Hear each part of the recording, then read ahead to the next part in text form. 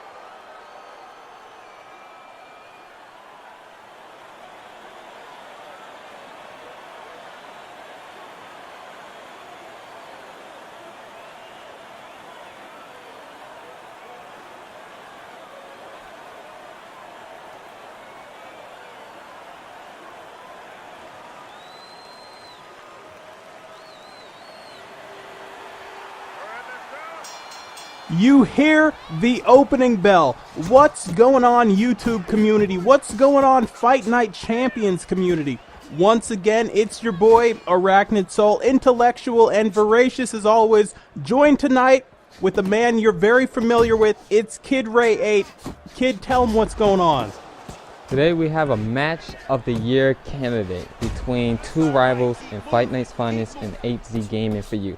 This is a grudge match. The two don't like each other. It's clearly obvious to anybody who's watched these two men's channel. These two guys do not like each other, and we start the opening round with some classic boxing and a little bit inside exchange. Now, one thing I want to bring up here was there were some pre-match interviews done by Dave DeRip1. And one of the comments made from Broner was that Fight Night's Finest, the guy fighting as James Toney tonight, had some kind of lackluster footwork. So I'm going to be paying a lot of attention to that, and I'm really going to be trying to see if HZ is going to try to exploit that here tonight. It sounds like an excellent plan on Hzgaming, aka Broner's, and to try to exploit the fact that Fight Night's Finest may not have any footwork. It'll be interesting to see how both of these guys start off in this match. Who will start missing? Who will prove who has the better footwork, and who will prove that they are the better man in the ring tonight? Well, as they feel each other out in this opening round, let's take a little look at the stats here and identify some of these boxers.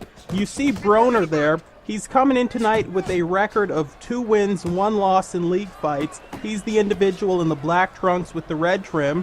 If you look at the individual over there, Mr. James Toney, in those dark blue trunks with the stars and bars raining down the side, he's coming in tonight, league fight record, 3 wins, 1 loss. Yeah, both of these guys coming off losses to top competitors, both guys coming off losses in title fights. Adrian Broner coming off a loss to Big Locks, and Fight Night's Finest coming to a loss to Louisiana. So both these guys coming off losses. It'll be interesting to see how both of these guys are affected by their losses and see what it is that they do in order to change and adjust from their last loss. Well, and I'll tell you, that first round, just like I predicted, it was really just the feeling out process as we enter round 2 here.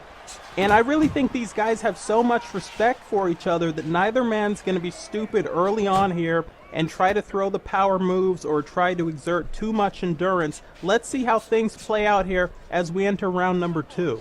Considering the fact that this is a 12-round fight, it's going to be very, very important that both these men conserve their stamina and pick their shots wisely. If either man decides that it's okay to go ahead and turn up too early in pace, they will both pay the price for it later on in the match.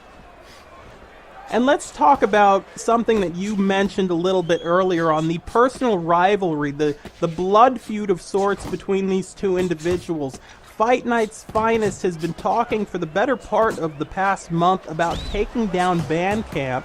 It was, I'd say, about halfway through last week when he cleared up those statements and said his problems really weren't with everyone in Bandcamp, just certain individuals who like to run their mouths.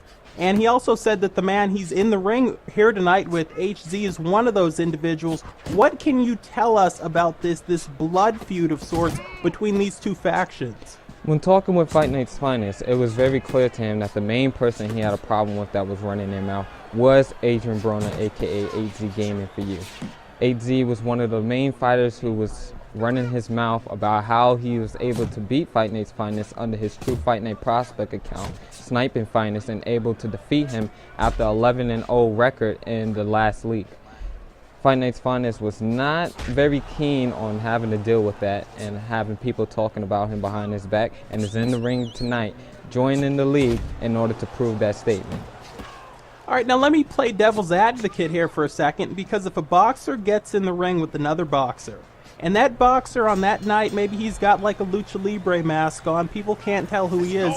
If that boxer in the mask is still able to win the fight, is that fight not just as legitimate as if that boxer had shown up and the world had known exactly who he was? It would make things a lot different, because even though every match is gone into feeling a certain kind of way and that you have a certain mindset going, as I take everybody serious to a certain degree, it's also important that you don't have to hide behind something in order to get a win. In any case, you should be able to show who you truly are, and that will depend on how your opponent takes you in the ring. Okay, point well taken. It's round 3 here, and you see these two men turning up their punch stats a little bit. We're seeing some body work early on from Fight Night's Finest. HZ is going to the head and now going to the body a little bit, but we do see some combinations. They felt each other out. These two have been in the ring before, and here in round 3 of 12, I really feel like these two are turning up the heat. What we're seeing from Fight Night's Finest right now is a lot of jabs, and he's using that footwork to his advantage, staying on the outside. And whenever he does come in, he comes in with a quick combination, as we just saw right there, with that left uppercut, right hook to the body, back right uppercut up top, and then he gets out and starts using that jab again. What we're seeing from Hzgaming is he's having a hard time closing the gap with certain punches. He's not able to establish that jab and get a good timing on things, and the fact that Fight Night's Finest is moving around him so much possibly is throwing off his rhythm. Now let's talk about the word ego. Ego plays a tremendous role in all sports, but especially in the sport of professional boxing. And I bring that up to mention the fact that you just brought up that Fight Night's Finest is moving around the ring. He's using his feet.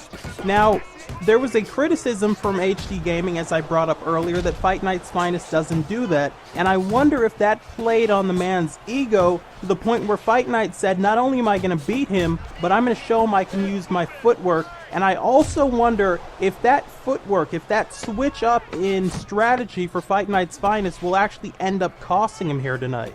This could end up being like the Marvin Hagler-Sugar Ray Leonard fight, where Hagler thought that he could go ahead and show he can outbox Leonard early on in the fight, and end up taking some rounds that he lost, and ultimately end up causing him to fight, making the fight a lot closer than it should have been.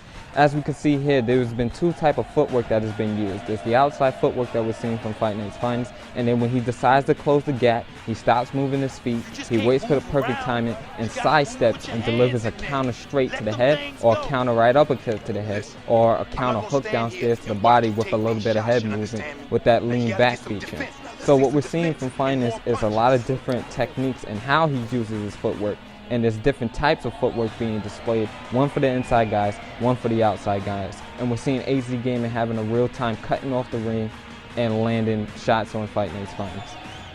Well, you talked a little bit there about the counter-striking of Fight Night's Finest. That's one of his trademarks. In fact, that's something in the pre-fight interview that Hzgaming actually gave Fight Night's Finest credit for, saying he's one of the best, if not the best, counter-strikers in this game. And it's going to be interesting to see if that counter-striking is going to lead to Hzgaming kind of being more cautious or not throwing some of those power blows the way he usually would like to.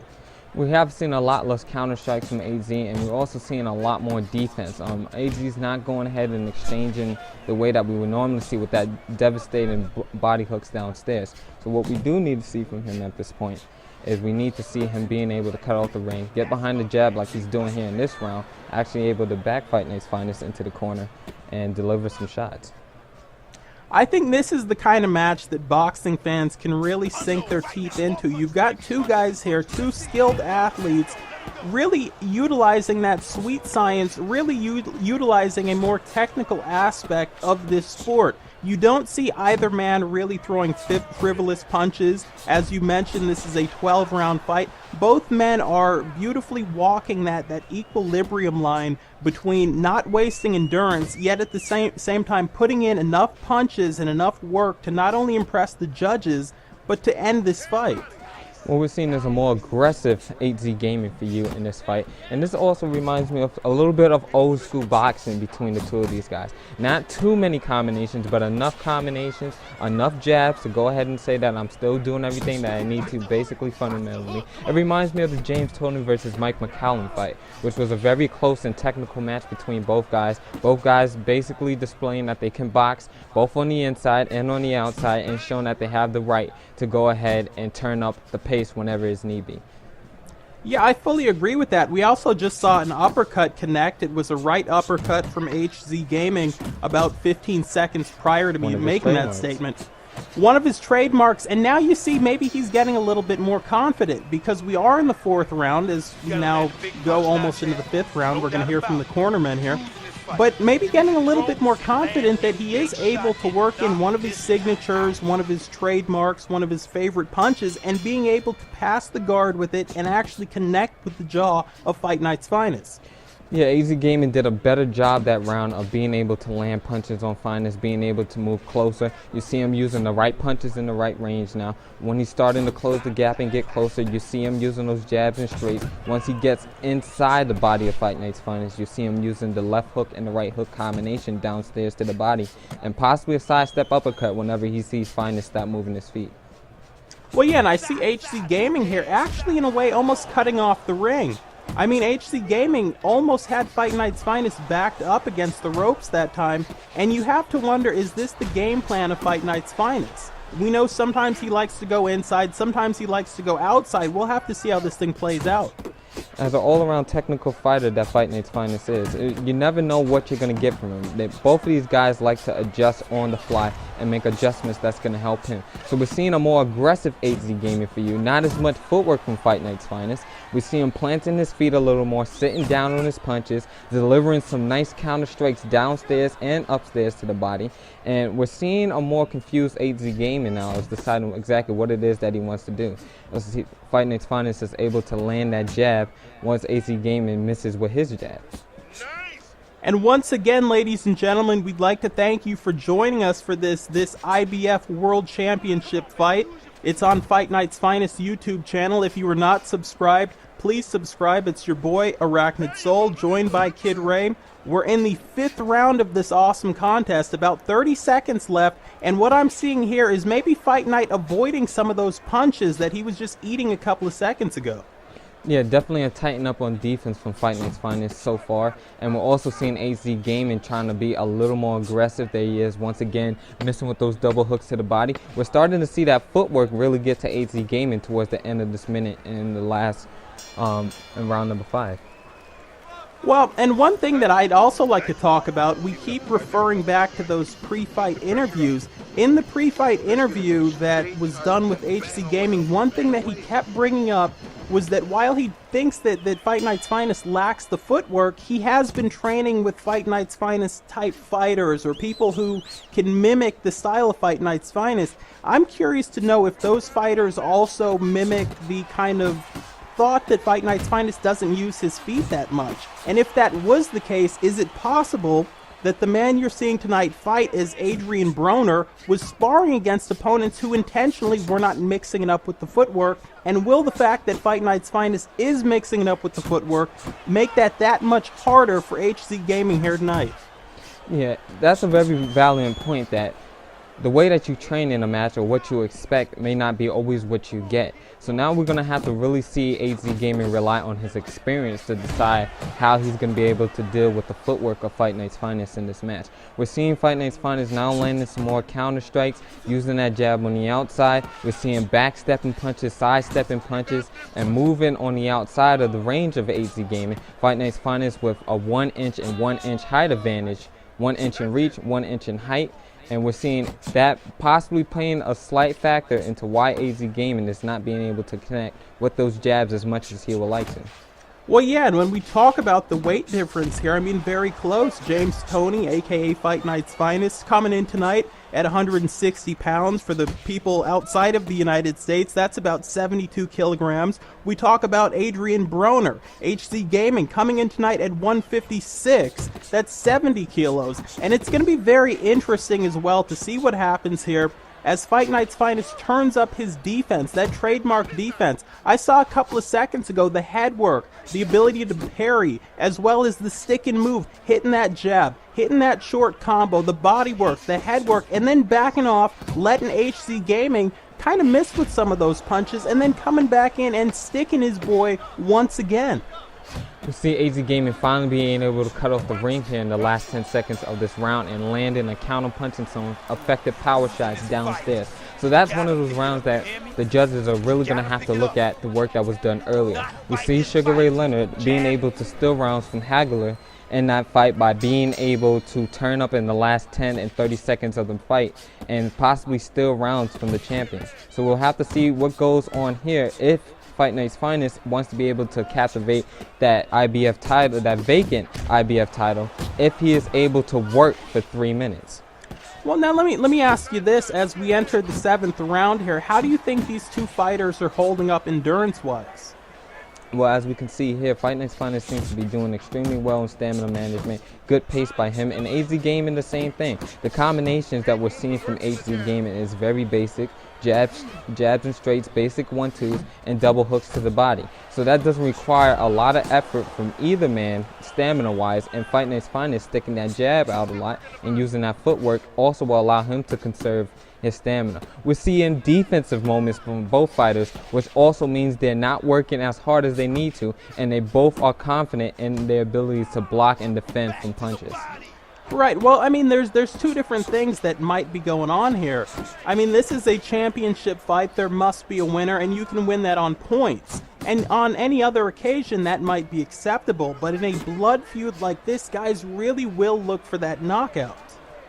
Yeah, we heard from Fight Night's Finest in the pre-fight interviews that he was expecting a 12-round knockout, looking to duplicate the same effects that Big Lox had on Hzgaming, aka Adrian Broner, in his last match.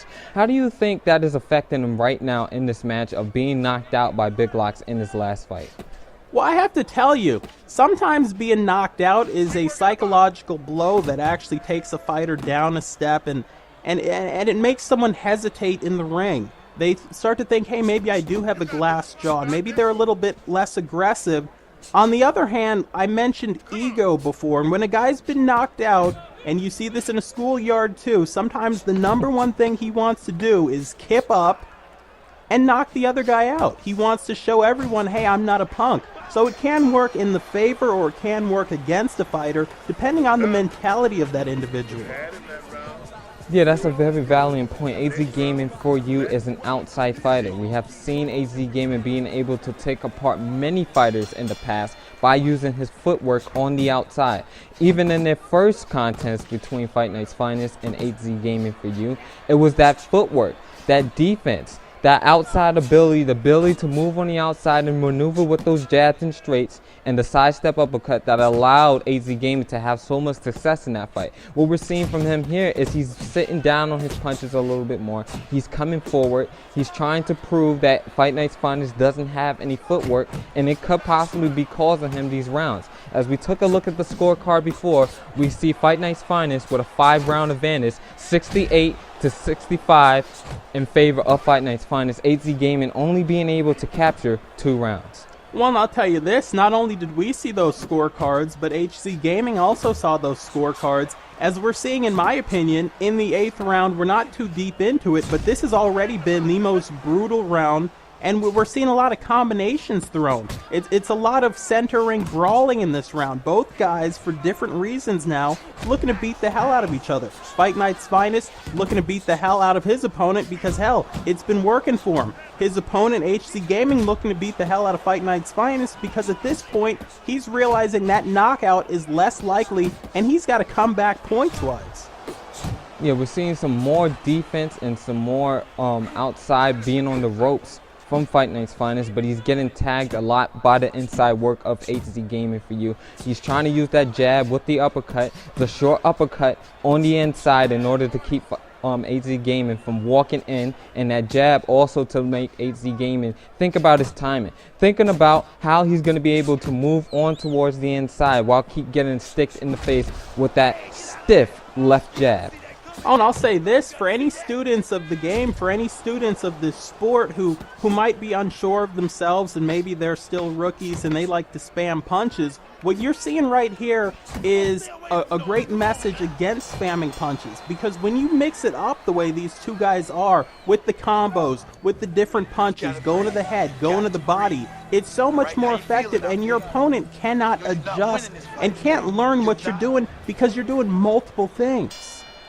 Yeah, that's a very good point. Most spammers in this game tend to stick to one strategy, a straight and a sidestep uppercut. What we're seeing here is both men working different facets of the game, working the inside, counter-punching, being able to use that footwork and stay within striking distance of each other. We've seen that with the great Muhammad Ali being able to dance and move around his opponents, such as Floyd Patterson and Sonny Liston, being able to stick that jab on the outside. Once he gets towards the inside, unleashing those hands, letting those hands go and float with beautiful combinations and beautiful flurries. We've seen that from fighters like Roy Jones Jr., Joe Calzaghe, who's able to put together combinations really fast and really wonderful and to connect with some hard shots to the head. We're seeing that same thing being duplicated here tonight in the ring. And let's talk about this round. What I am seeing is that I'm not sure if it's FightNightsFinest, I'm not sure if it's Hzgaming, but what I'm noticing, a lot of the punches from Hzgaming are not connecting. I don't know if that's poor timing on his part or if it's great defense on the part of FightNightsFinest. Well, Finest talked about in the pre-fight interviews how he will tighten up that defense tonight, how he will display that he's able to move around the ring and he's also able to block punches. There's 3 forms of defense: being able to counter punch by moving your head or by being able to step away from your opponent. And we're also being able to see, once that footwork is taken away from FightNightsFinest, that it doesn't really matter. Why? Because he blocks punches and then connects with a counter punch, as you saw moments ago when he was trapped in the corner. We're now seeing Finest here applying the pressure. That's that seesaw that you was talking about, as he now decides to land that double jab, one upstairs, one downstairs to the body, and cut the ring off and deliver one of his signature combos, the left uppercut followed by the right hook downstairs to the body.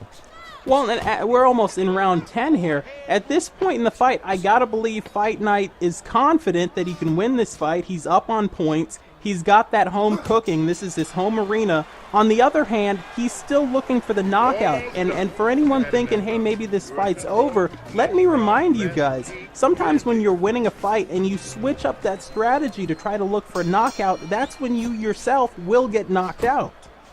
Yeah, this is a bold move here by FightNightsFinest, deciding to forget the outside footwork and start coming forward. We're seeing him working a lot in the beginning minutes of these rounds. Like here, he's turning up the pressure. He missed with a power straight downstairs a moment ago. We see Hzgaming able to make him pay by delivering a jab straight, a basic 1-2 to the head, followed first with that stiff jab and then the power straight behind it. And we're seeing Fight Night's Finest tightening up that defense a little bit, trying to cut off the ring and deliver one of his signature combos, the straight right hand followed by the left hook up top. Now let me ask you, at this point of the fight, when you're looking at a guy's endurance and you see he's, for the most part, still fresh, and there's only a couple of rounds left, and the combination of everything I just mentioned and the fact that you're looking for a knockout, do you think it's smart for that fighter to kind of give up on the body work and just try to focus on the head? The body work in any situation can set up something big. There's been many fighters who have been able to knock people out with body shots. We've seen it from Gatti Golovkin months ago. We also seen it from famous fighters like Mickey Ward or Turtle Gotti. Roy Jones Jr. with that power left hook to the body downstairs that was able to ruin certain fighters. The body work can never be forgotten in any situation. In the words of Relapse, just keep working the body. In the words of Joe Frazier, keep working the body and the head will follow. The body work in any given situation, unless if it's the 12th round, you have to sometimes abandon the body work, but never, in any case, forget about going downstairs to the body. Right, and I fully agree with that, but basically what I'm talking about is the kind of nervous energy that certain fighters who want knockouts get. I mean, when they think back to those great knockouts, most people think about the head punches. Most people forget about those gut checks that drop people. And if a guy's looking for a knockout, a lot of the time he'll give up on body work, especially, if he's about to go into the 11th round, and just focus on the head. I mean, it has been very good thinking on the part of Fight Night's Finest to keep mixing things up, not only for all the reasons I just stated, but also because that's what Fight Night's Finest does. And at this point in the fight, the last thing you want to do is switch to some strategy you never use. In the words of many people, let's go with a cliche saying right here: if it's not broke, don't fix it. So what we're seeing from Fight Night's Finest here is he's just sticking on the inside. He's still doing what he has to do. You see him still mixing up those combinations with the highs and lows. And that keeps Hzgaming guessing defensively. Which place should I block? Which place is more effective? We're seeing Fight Night's Finest now landing some power shots. Hzgaming able to make him pay because Fight Night's Finest forgot to go downstairs to the body to set up that combination, and he hits him with his signature sidestep right uppercut. We're seeing now an inside exchange. Both men was planting their feet moments ago as they was both able to exchange some shots. Fight Night's Finest with the counter straight up top, leans in with that left uppercut and tries to connect with the straight up top, followed by two shots downstairs to the body and some more body work. The aggression and the pace is being picked up here in this 11th round. Fight Night's Finest trying to close the show, trying to show everybody I will knock him out by coming onto the inside. Hzgaming here also fighting a very good round. I mean, Hzgaming was fighting on the outside, and we saw him actually switch around to the center there just briefly, and now he's back on the outside, both guys kind of back in the middle. Two power straights there. We saw a couple of lefts, some body work there from Hzgaming. These two slugging it out here because, let's face it, I've said it a million times in this fight, this is a blood feud. This is a rivalry based more on kind of passion between these two individuals than just passion for the sport. These two guys are looking to KO each other and sprawl the other man out like that Jordan logo we see on the canvas. Yeah. Fight Night's Finest able to connect with a counter power straight moments ago, but Hzgaming being able to answer with two body shots downstairs. So what we're seeing here is still that barrier attack. We're seeing the combinations from both guys letting those hands go now. Hzgaming really able to do some damage to Fight Night's Finest in the middle round, and now we're seeing Fight Night's Finest being able to take back some of that damage towards the end of the round. A strong start for both men in the beginning of the round, a Hzgaming round in the beginning, and a Fight Night's Finest round at the end. It's going to be very, very important that these judges take a look at the work that both of these guys are doing. Who's landing the most effective shots? As we come down into round number 12, both of these guys not backing up. They're charioting in the center of the ring. High and low combinations for both men. A counter strike being landed by Hzgaming. We're seeing Fight Night's Finest attacking downstairs to the body. Hzgaming able to back him up. Power straight tries to connect by Fight Night's Finest, but it's countered with a sidestep left hook. Fight Night's Finest able to connect with the overhand right in that situation, and now he's able to press Hzgaming against the ropes.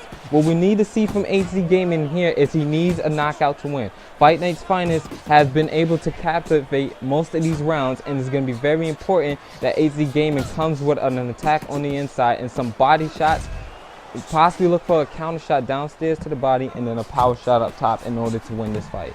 Well, this is not where either man wanted to be in the 12th round. I mean, let's face it. Fight Night's Finest, I'm sure he's happy to be up points-wise, but he was looking to have damaged his opponent more so he could drop him in this 12th round. On the other hand, you look at Hzgaming. Hzgaming, like you said, it's do or die time. He needs a knockout. He's not going to win this fight on points, and this is damn sure not where he wanted to be with a little over a minute left in the closing round of this fight.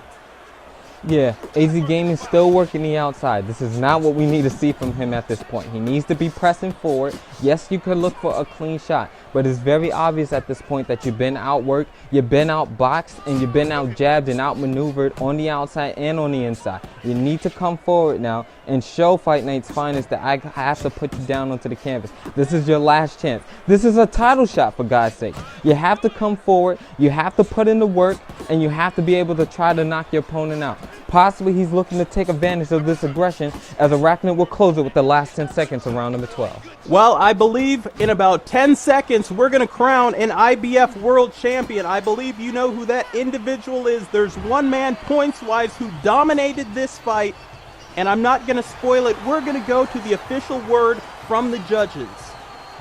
Both men walk to the center of the ring. Hzgaming stepping back. A confident look from both men. Trying to wonder, and there is your winner. The man from Brooklyn, New York. The guy wearing the orange, blue, and white, representing those Knick colors. It's your boy, Fight Night's Finest, being able to take this win. Fight Night's Finest captures that championship. We have to wonder if more members of the band camp will come after this individual in the future. Fans, we ask that you stay tuned. Like, comment, subscribe. It's been your boy, ArachnidSoul, intellectual, voracious as always, joined by Kid Ray 8. Thank you, ladies and gentlemen, and good night.